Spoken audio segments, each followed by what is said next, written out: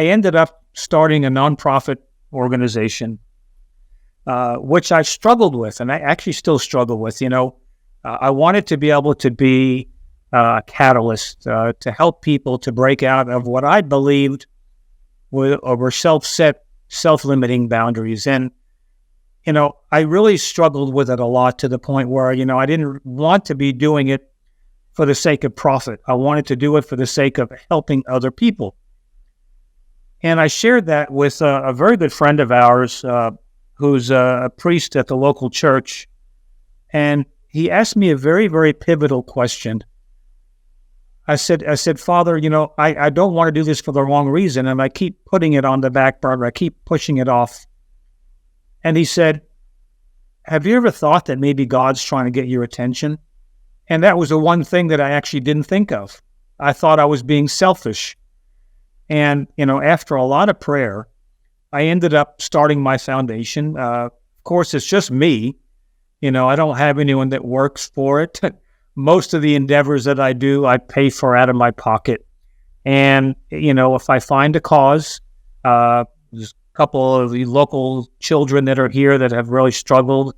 100% of the profits I make for any of my races, I just write a check. The race fees, me buying my food and whatever that is, I just pay for that myself. So that's kind of where it was. Now, the last 6 years, I've kind of been on a hiatus in a way. I have felt called to the clergy. And so within the church, I felt that maybe I should be serving the church more. So just in June, I was ordained a permanent deacon in the church. I read that on your social media page and Facebook page. Congratulations! That's quite an accomplishment.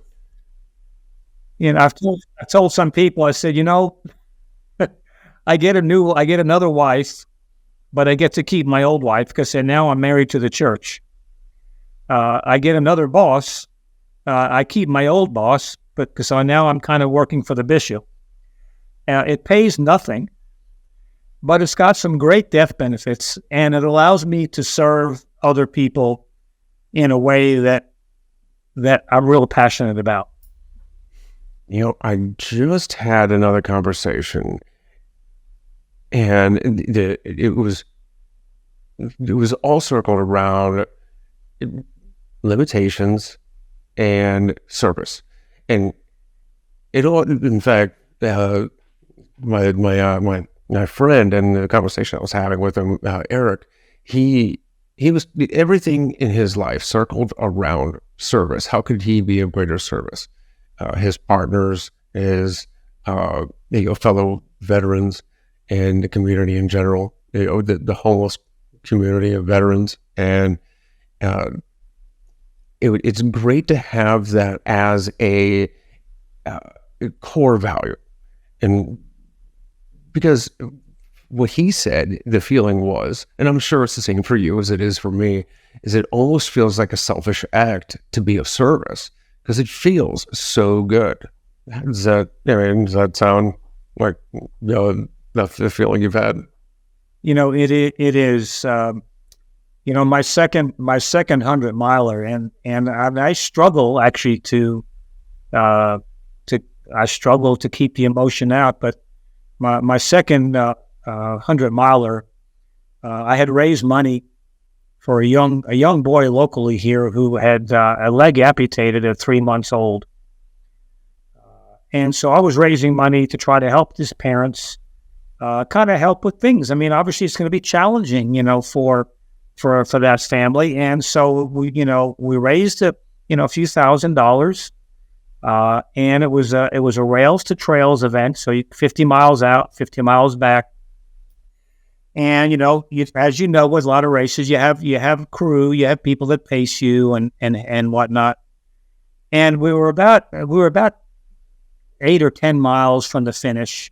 And my pacer was just talking to me, and he said to me, "Oh, by the way, little Lincoln and his family drove up, and they're at the finish line waiting for you."